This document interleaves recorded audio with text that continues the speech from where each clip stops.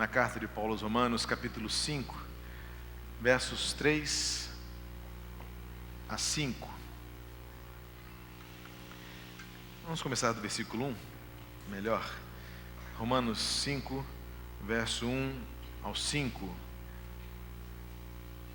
Palavras do apóstolo Paulo, escrevendo à igreja em Roma, e que servirá de base para aquilo que quero compartilhar com você nesta noite, no início de mais uma semana, na certeza de que Deus cuida, que o Senhor derrama sobre nós a sua graça para enfrentarmos toda e qualquer situação. A nossa vida, ela é cheia de momentos de calmaria e também de momentos tempestuosos. A gente sabe que nem sempre a calmaria permanece tanto tempo quanto nós gostaríamos. Vez por outra, o céu enegrece, as nuvens pesadas surgem diante de nós, ventos fortes sopram contra nós, as marés se levantam violentamente contra nós e parece-nos que vamos sucumbir a toda sorte de sofrimento e dor, em geral não esperada, sempre não desejada, porque nenhum de nós deseja, espera e pede por sofrimentos. Mas sabemos que nós, especialmente aqueles que amamos a Jesus, estamos sujeitos a situações e circunstâncias que nos levam a sentir dor. Dor física, dor na alma, e algumas vezes até o nosso espírito adoece também. Por conta de situações maiores que nós, graves, adversidades, oposições. Mas Deus tem um propósito em cada situação que nós temos de enfrentar.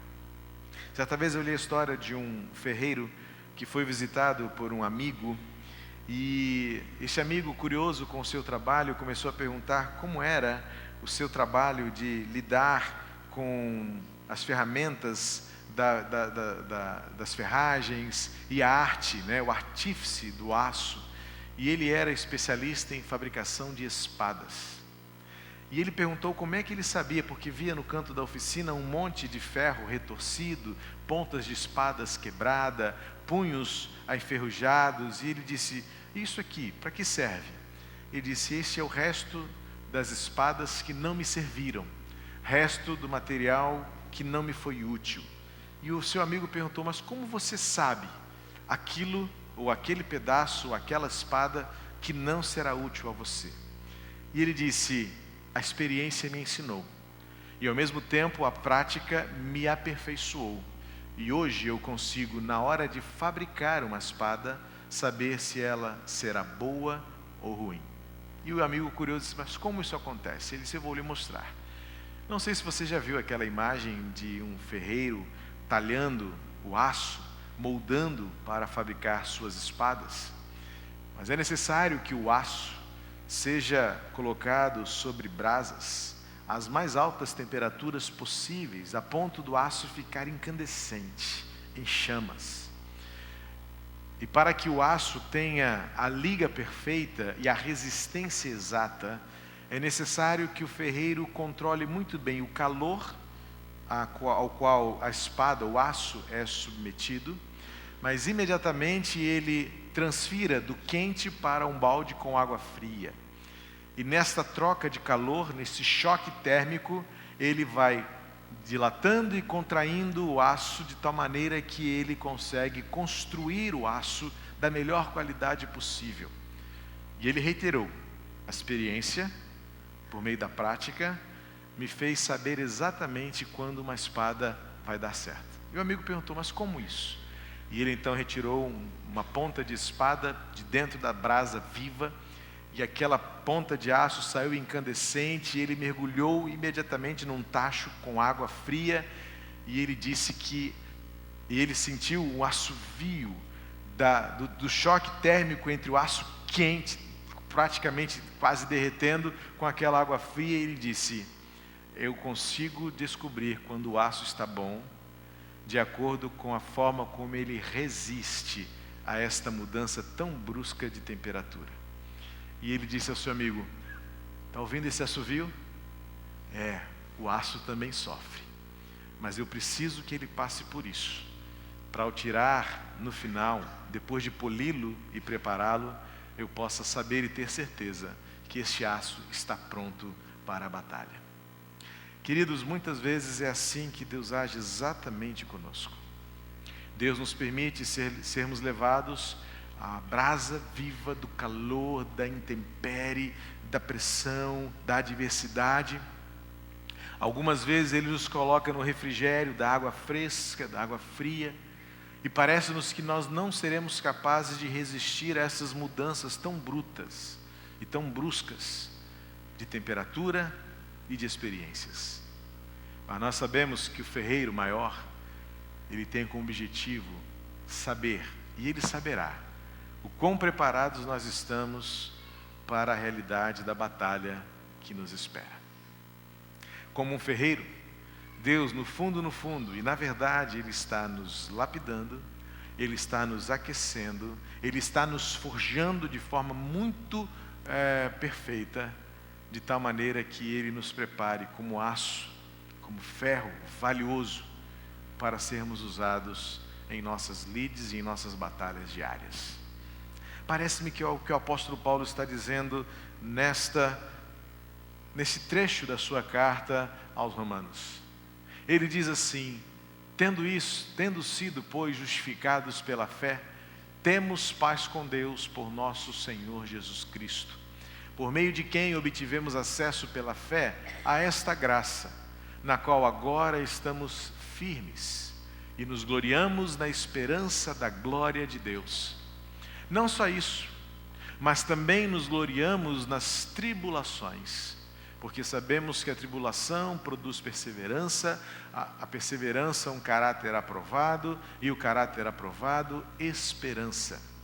E a esperança não nos decepciona, porque Deus derramou o seu amor em nossos corações por meio do Espírito Santo que Ele nos concedeu. Nos gloriamos. Paulo fala de duas glórias possíveis às quais nós estamos sujeitos e as quais nós não devemos desprezar.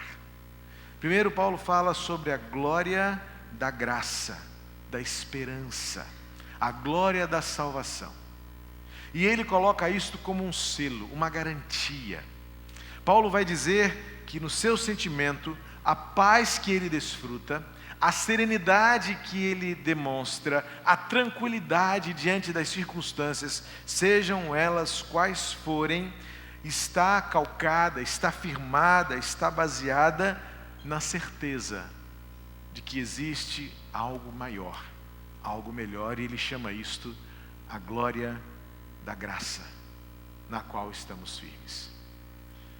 Mas ele vai além, e surpreende aos seus leitores, e certamente surpreende-nos na nossa lógica humana, porque nenhum de nós, humanamente falando, e meramente, racionalmente, conseguimos discernir e entender e compreender glória enquanto sofremos tribulações.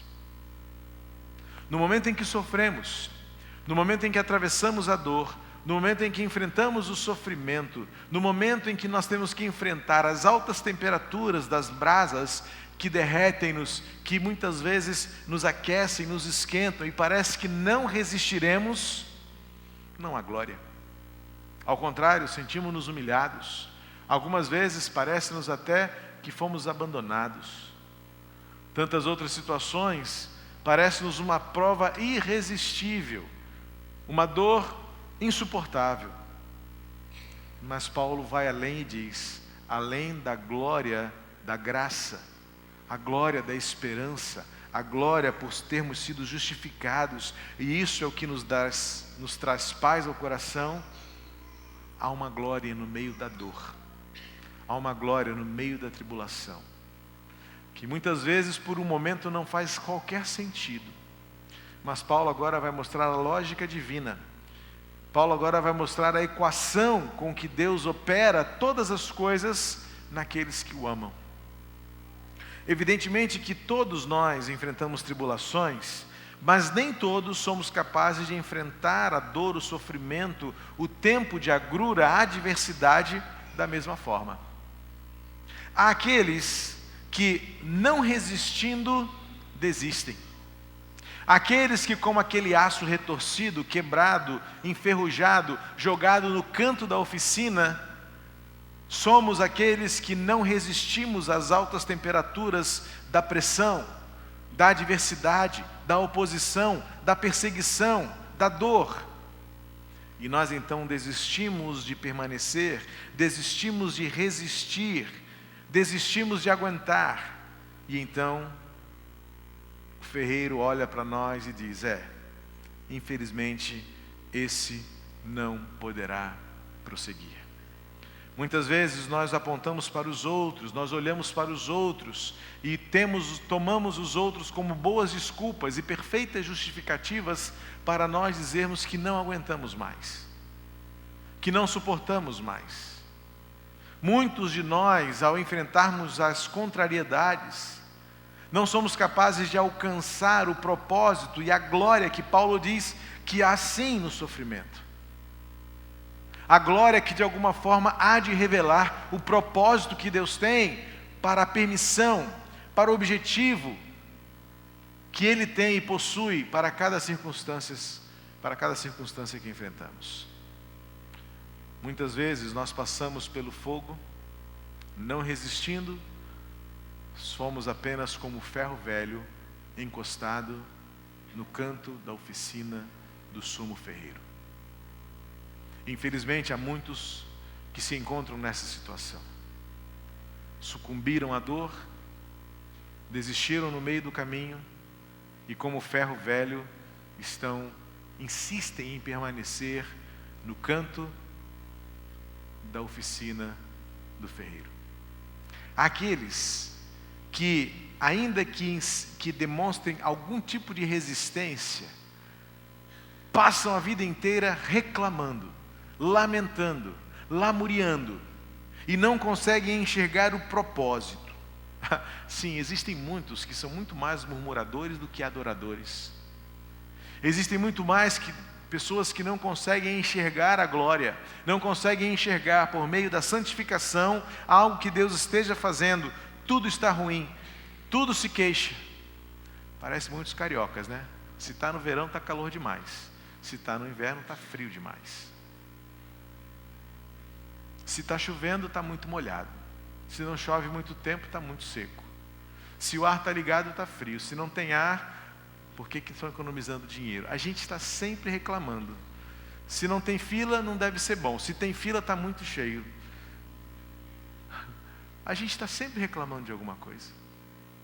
E isso se reflete também nas nossas mais simples características. E isso vai alcançar o nosso dia a dia comum, nosso relacionamento com os outros, nosso relacionamento com Deus.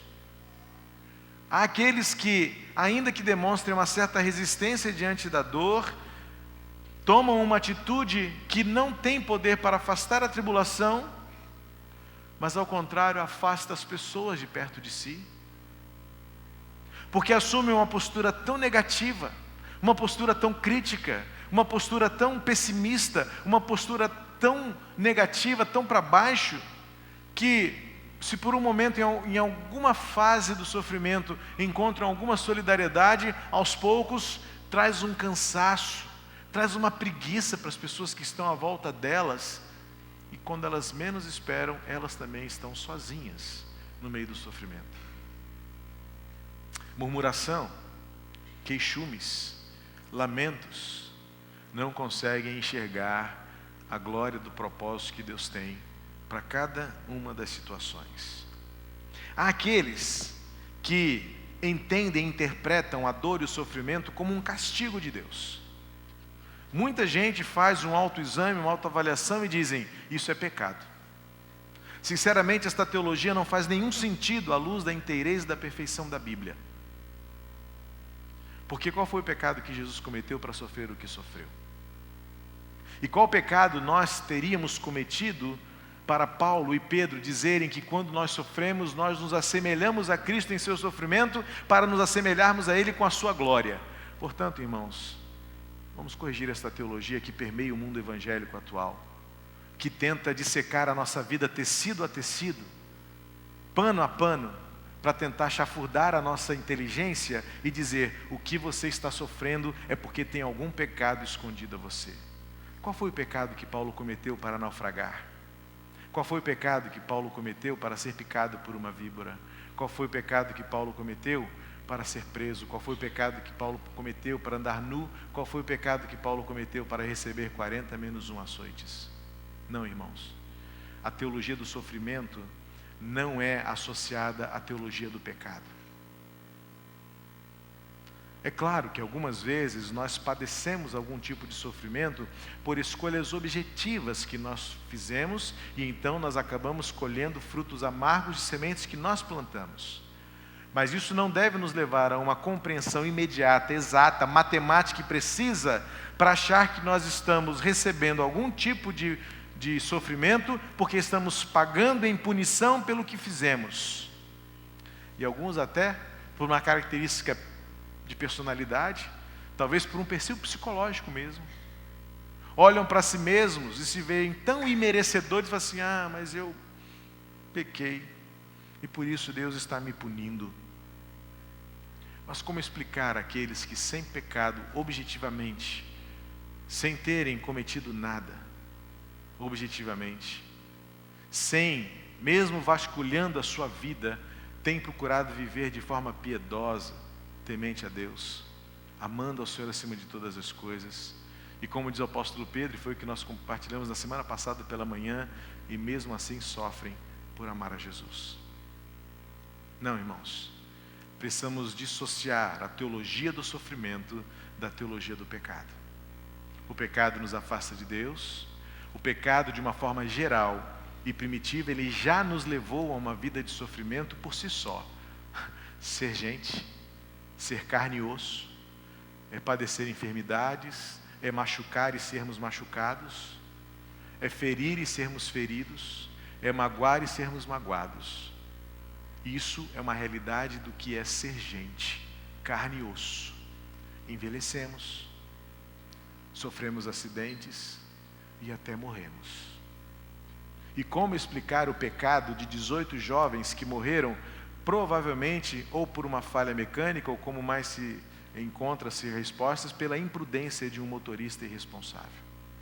Como explicar? Pecado? Nenhum dos passageiros beberam, nenhum dos passageiros estava embriagado, mas morreram numa curva. Portanto, a teologia do sofrimento tende muitas vezes perigosamente ser associada à teologia do pecado, mas isso não explica as mais profundas realidades da nossa existência humana, e muito mais vai nos trazer paz ao coração com Deus, se nós acharmos que estamos sofrendo porque isso é um castigo de Deus para nós. Não, irmãos, Jó não precisava de castigo, Jó precisava apenas de aperfeiçoamento. Então parece que nós começamos a entender que diante do sofrimento há muito mais benefícios do que punição, do que reclamação e do que abandono. O desafio da fé e a glória a que Paulo se refere quando ele diz no versículo 3: nós também nos gloriamos nas tribulações, é porque a tribulação não deve ter poder de nos levar a desistir da fé. A tribulação e o sofrimento não pode nos tornar murmuradores, queixosos, pessimistas, derrocados e derrotados, depressivos e deprimidos. Não. O sofrimento não pode nos levar ao abismo, bem como o sofrimento não pode nos levar a uma culpa destrutiva de vivermos sem paz com Deus e com os outros, achando que o tempo todo estamos sendo punidos e castigados por um Deus iracundo, bravo, sem paciência, que fica sobre as nuvens dos céus com seus relâmpagos e raiozinhos apontados para nós e dizendo: você pecou, sofra. Você pecou, morra. Se o que a gente vai entender na dispensação da graça é que Jesus veio para aliviar o sofrimento, Jesus veio para dar consolo em meio à dor, Jesus veio para trazer vida quando a morte domina o nosso coração. Então, quando Paulo vai dizer que ele consegue se gloriar na tribulação, não é porque ele tinha um masoquismo doentio, não é porque ele tinha um perfil psicológico problemático, não é porque ele gostava de sofrer, mas é porque ele consegue perceber que em meio ao sofrimento há muito mais benefícios vindos dele do que nós podemos imaginar. E Paulo então vai enumerar quais desses benefícios podem vir quando nós sofremos e onde está a glória no sofrimento. Paulo vai dizer primeiramente que a tribulação produz perseverança.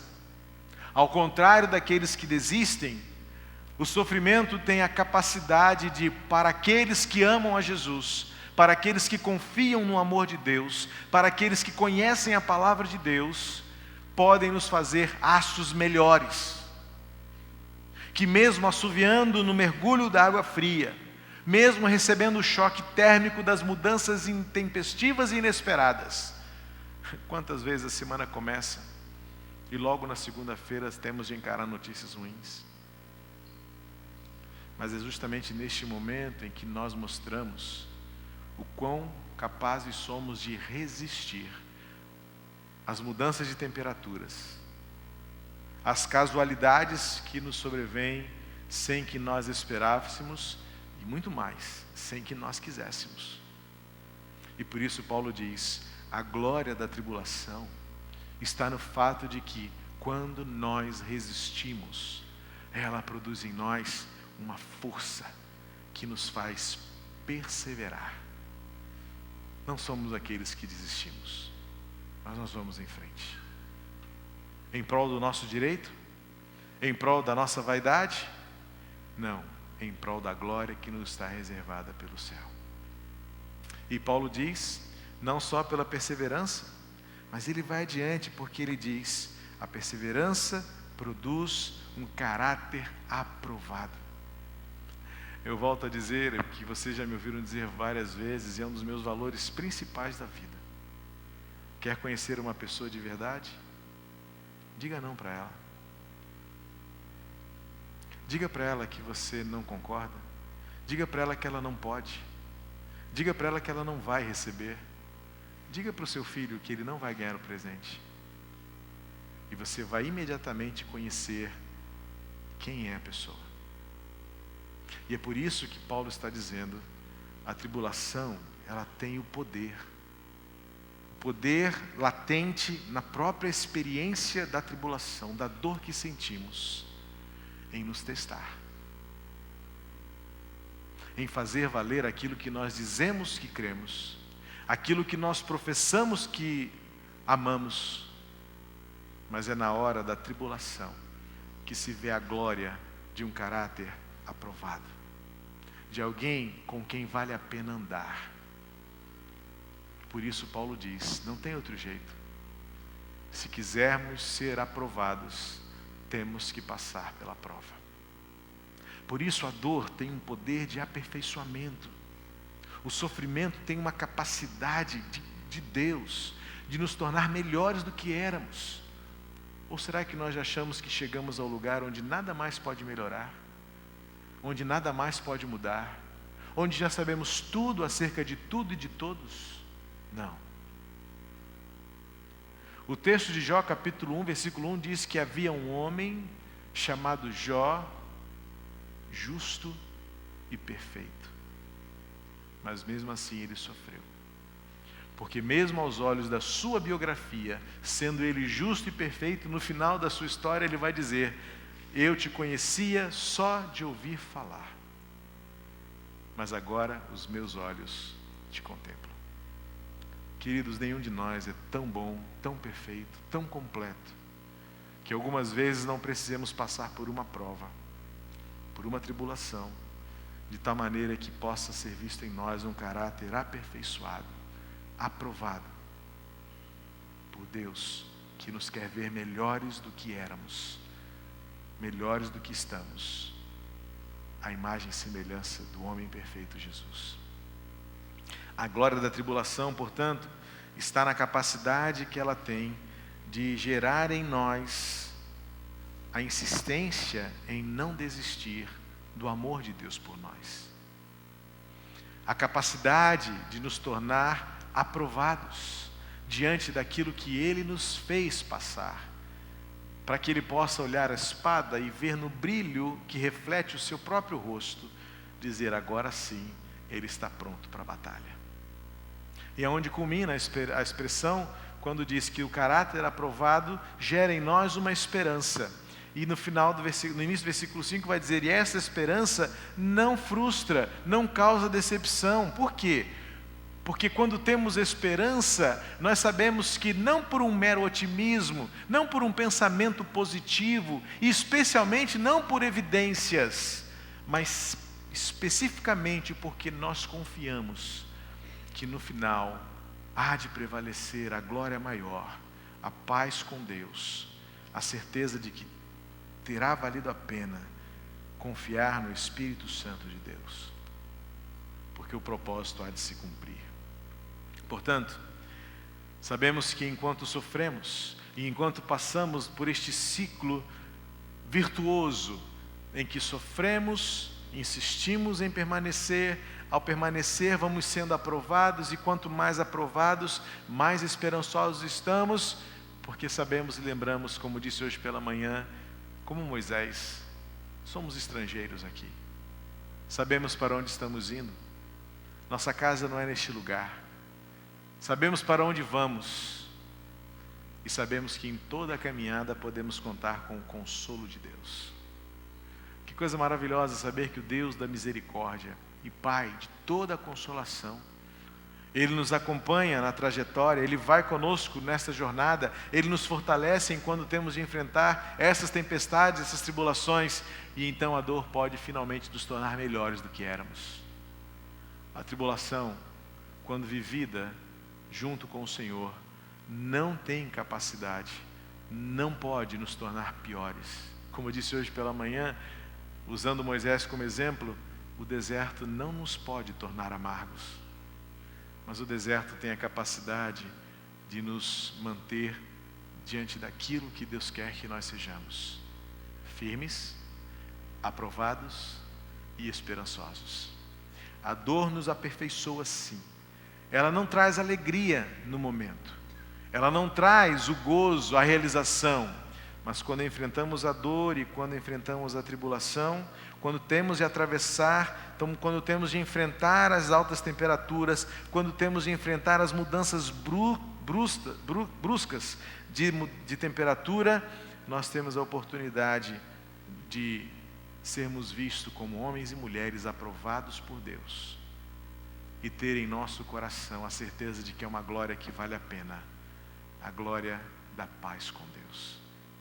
Que o Senhor nos conduza em toda a caminhada, e seja qual for a tribulação que nós enfrentamos, lembremos-nos que não vale a pena ficar encostado no canto da oficina do ferreiro, como ferros retorcidos e esquecidos, mas que Ele nos erga como espadas afiadas, como aço fortalecido, com um brilho reluzente que reflete a imagem dele mesmo, preparados para a guerra, prontos para vencer, para ter esperança, para refletir a glória que há no nome do Senhor. Eu não sei qual é a tribulação que nós enfrentamos, cada um de nós. Sequer sabemos o que está por vir. Algumas vezes até nós antevemos que não será fácil. Mas é quando devemos nos lembrar que há uma glória reservada quando nós atravessamos as tribulações. Há algo separado por Deus que faz com que a dor nos aperfeiçoe, nos torne melhores do que éramos, que nos leve a lugares melhores do que onde estamos, que nos faça melhores do que nós não podemos fazer sozinhos. A glória de Deus revelada para nós. A tribulação tem um poder, a dor nos aperfeiçoará, ela nos tornará perseverantes, ela nos tornará aprovados, ela nos tornará firmes e esperançosos de que no final o amor de Deus será provado. Que você experimente o amor de Deus enquanto atravessa a prova. enquanto enfrenta a tribulação, enquanto sofre a sua dor, que a esperança do Senhor prevaleça sobre a sua vida. É a minha oração, é o meu desejo, é também o meu propósito de vida. Seja quão grande for a dor, seja tão profundo quanto for o vale, que tudo isso nos torne melhores do que temos sido até hoje. Nosso Deus e nosso Pai, obrigado, Senhor, porque nós nos gloriamos, porque há uma paz bendita e imensurável contigo. E esta paz nos admissiona para enfrentar todas as circunstâncias, sejam elas quais forem. A glória de sermos justificados pela graça, a glória de sermos assegurados e garantidos de que nada tira de nós a paz de um relacionamento contigo como nosso Pai Celeste. Mas também, Senhor, ensina-nos a nos gloriarmos quando temos de enfrentar tribulações, dores, problemas. Senhor, que não desistamos como muitos desistem, que não reclamemos, murmuremos como muitos murmuram e se queixam. Pai querido, que não nos oprimamos e não nos deprimamos, que não nos culpemos além da conta, porque o Senhor já nos justificaste em Jesus Cristo. Ajuda-nos a compreender a dimensão do sofrimento, não pela ótica da culpa, mas pela ótica da graça, que tem por objetivo nos tornar melhores do que somos, a nos levar a lugares melhores do que onde estamos. Que a dor nos aperfeiçoe, que o sofrimento que enfrentamos nos torne sim melhores do que estamos, e que ao longo de toda esta caminhada prevaleça o teu consolo, o fortalecimento do teu amor por nós, de tal maneira que sejamos sim reflexo claro da tua glória, fortes para a batalha, úteis nas mãos do valente, Jesus Cristo. Em nome de Jesus. Amém. Vamos ficar de pé e vamos louvar ao Senhor, porque seja qual for a circunstância, seja qual for a tribulação, nós podemos adorar ao Senhor e encontrar a glória reservada para todos nós, em meio ao vale da dor, em meio à circunstância da tribulação, a glória do Senhor.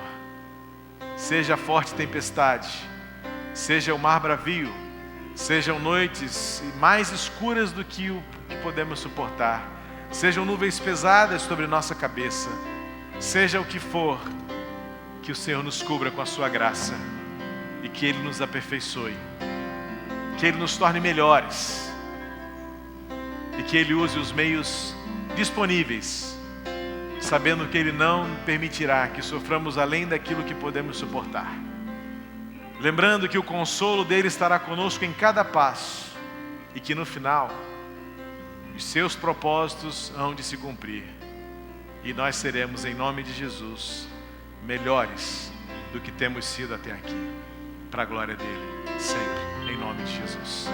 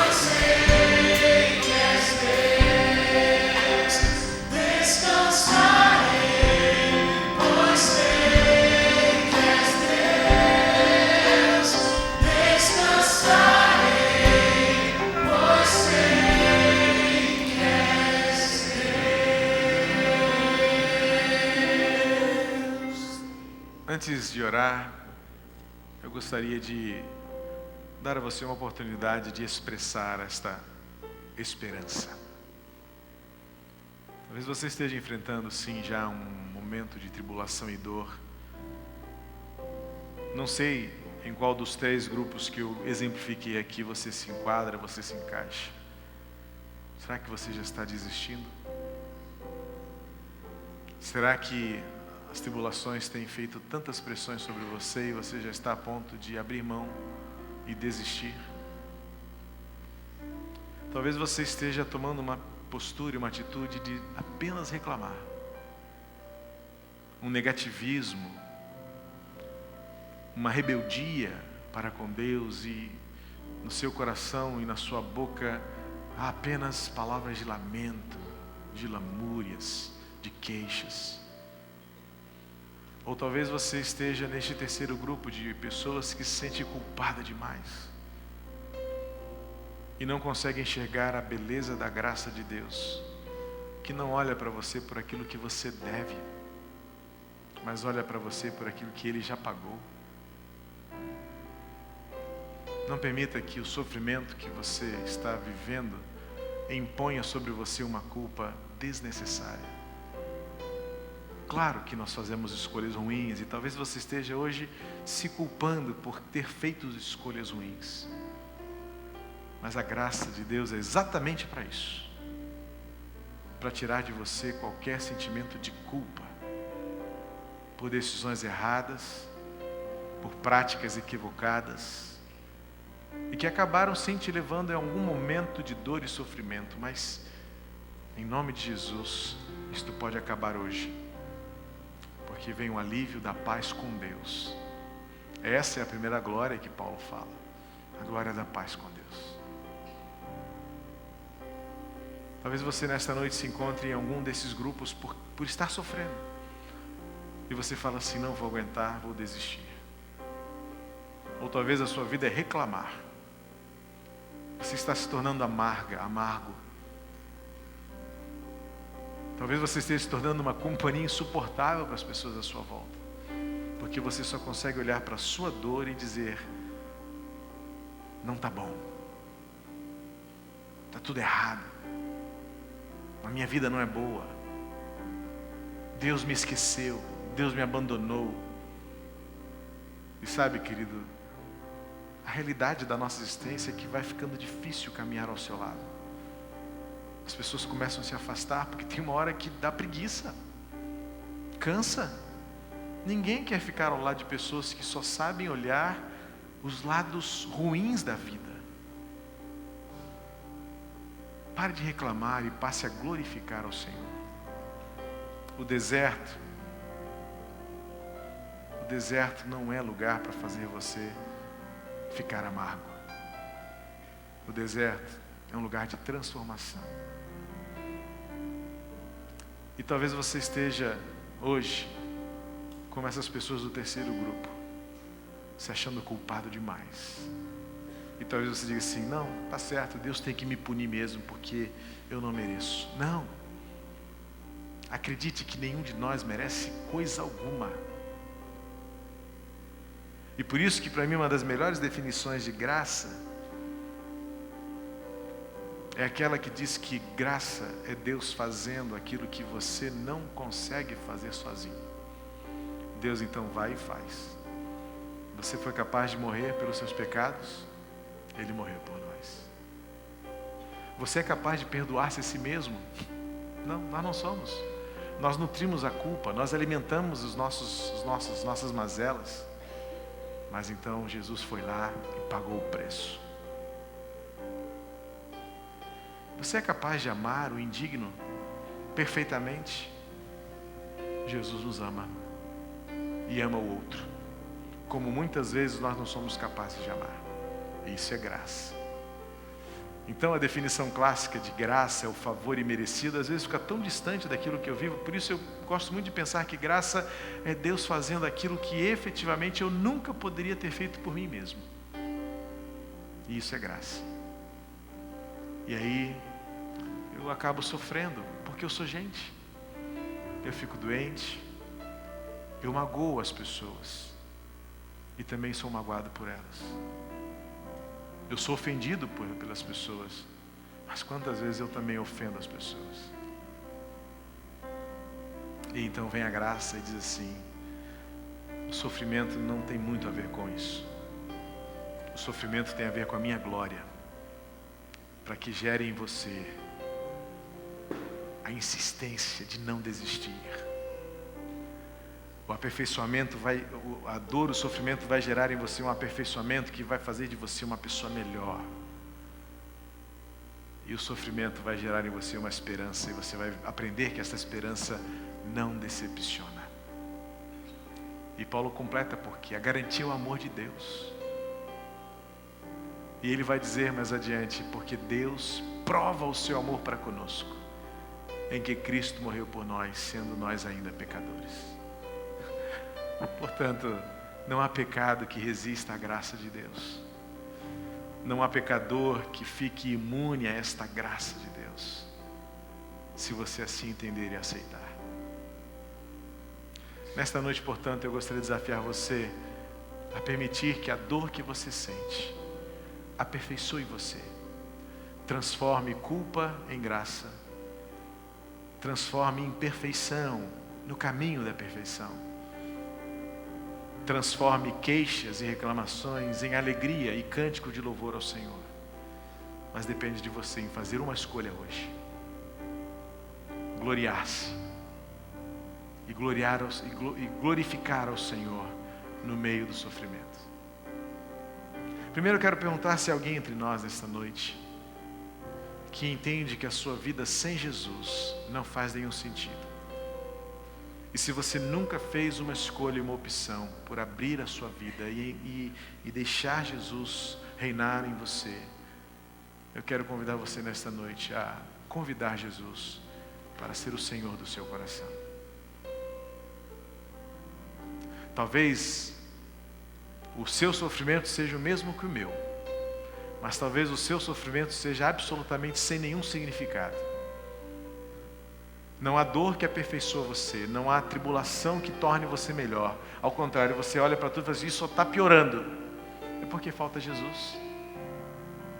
Enquanto Jesus não for uma realidade na sua vida, enquanto você não se tornar um seguidor de Jesus, enquanto você não tiver Jesus como dono de tudo, enquanto você não entregar-se a Jesus, e como é que isso faz? Como é que começa?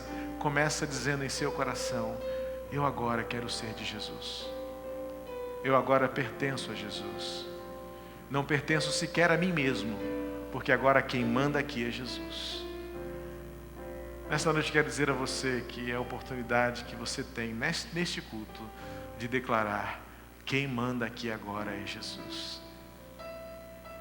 Será que alguém entre nós nesta noite que em seu coração está decidido a dizer isto de uma vez por todas: quem manda agora aqui é Jesus.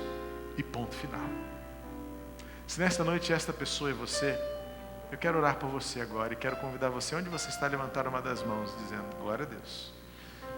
Há mais alguém? Deus abençoe. Deus abençoe. Há mais alguém entre nós que está dizendo agora: quem manda aqui é Jesus. E isto transforma a sua vida, transforma a dor em aperfeiçoamento, transforma as queixas em glória e gratidão, transforma o medo em esperança. Há mais alguém entre nós? Onde você está? Deus abençoe, querida. Louvado seja Deus. Louvado seja Deus. Quem manda em minha vida é Jesus, e não pode ser diferente. Eu quero ser como Ele, eu quero fazer como Ele, eu quero obedecer a Ele, eu quero seguir as suas palavras. Deus abençoe, querido. Que bênção. Que bênção ver Jesus se tornando uma realidade. Deus abençoe.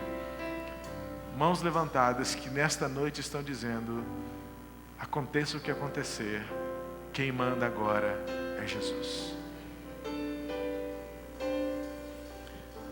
Quero fazer uma segunda pergunta, talvez a você que já um dia já disse isso. Quero crer que essas mãos hoje estão reafirmando, estão declarando: quem manda aqui de uma vez por todas é Jesus. Mas talvez ao longo da história da sua vida, você tenha se tornado um aço, quebrado, enferrujado, esquecido no canto da oficina do ferreiro. Mas nesta noite você está dizendo: Senhor, me pega de novo, me derrete de novo, me molda de novo, me lapida de novo, me traz de volta, me embanha de novo na tua cintura e me usa de novo, Senhor. E mesmo que eu esteja sofrendo hoje, que esta dor transforme a minha vida para que eu seja melhor do que eu tenho sido. Uma das coisas mais lindas acerca da graça é que para Jesus não existe um ferro velho retorcido. Ele pega e refaz todas as coisas. Deus não gosta de deixar esquecido no canto da sua oficina vidas tão preciosas como a sua, a despeito de qualquer experiência. Será que há alguém entre nós nesta noite que vem se sentindo como um aço, um pedaço de espada enferrujado, amassado, quebrado no canto da oficina? Eu quero que você nessa noite sinta-se desafiado a clamar ao ferreiro e dizer: Senhor, me pega de novo e me coloca no fogo, me faz novo, aperfeiçoa a minha vida e não permita que eu para lá volte nunca mais, pois eu quero ser a tua espada na minha geração. É você? Onde você está? Levante uma das suas mãos. Eu quero orar pela sua vida também. Glória a Deus. Glória a Deus, glória a Deus. Louvado seja Deus, em nome de Jesus, por estas vidas que nesta noite estão dizendo: me cobre, Senhor, me aquece, Senhor, me derrete, Senhor, me lapida, me molda, espelha a tua imagem em mim como um aço reluzente e me torna forte para que eu seja útil no campo de batalha, em nome de Jesus. A dor que aperfeiçoa, a dor que te traz de volta, a dor que te faz novo, em nome de Jesus. Nós vamos cantar mais uma vez a segunda estrofe, o estribilho. E você que levantou uma das suas mãos, eu quero convidar você para vir aqui à frente.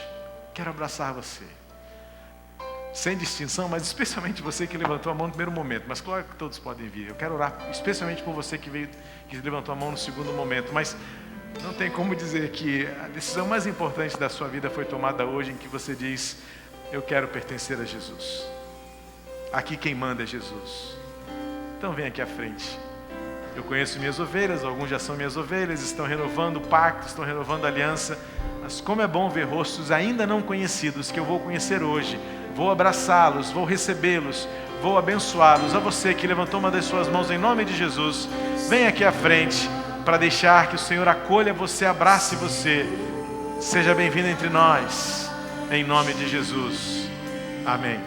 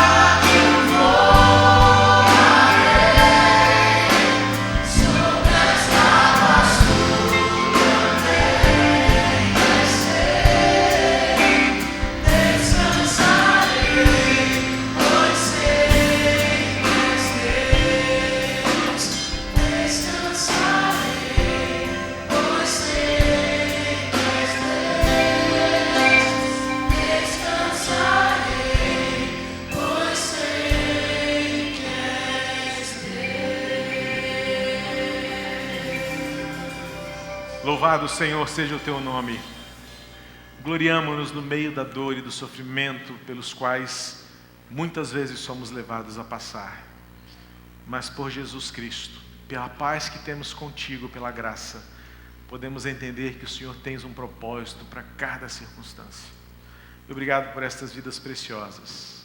Gente chegando, gente voltando, gente se reconciliando, gente chorando aos teus pés, buscando sentido e significado para a vida com Jesus. Pai querido, hoje está determinado pela escolha que essas vidas estão fazendo. Quem governa é Jesus, quem manda é Cristo, a Ele seguimos, por Ele vivemos e nele encontramos o valor da nossa vida. Pai, em nome de Jesus, acolhe, recebe, fortalece, ajuda-nos a mantermos viva a chama, esta brasa que nos derrete, que nos afia, que nos molda, que nos lapida. Ajuda-nos pelo Teu Espírito Santo a manter este calor aceso, vivo entre nós, de tal maneira que essas escolhas, essas decisões tomadas aqui hoje não se esfriem, não se esqueçam, não fiquem pelo caminho, mas que em nome de Jesus esses corações sejam sim transformados, preenchidos pelo Teu amor.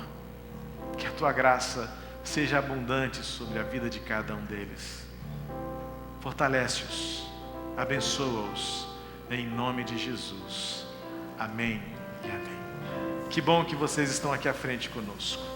Nossa equipe distribuiu um pedacinho de papel. Queremos manter contato, especialmente com vocês que estão conosco pela primeira, segunda vez ou voltando ao nosso convívio. A gente precisa continuar caminhando juntos para seguir os passos de Jesus. É bom ter você conosco.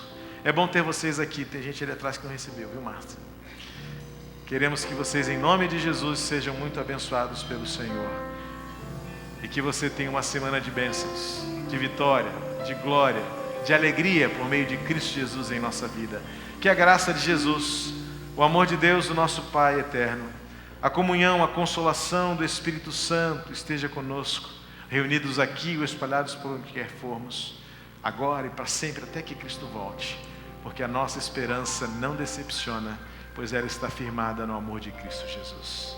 Que isso nos fortaleça para cada dia que está por vir. Amém e amém. Não saia daqui sem abraçar o seu irmão. Não saia daqui sem dar uma forte saudação em quem está perto de você, em nome de Jesus.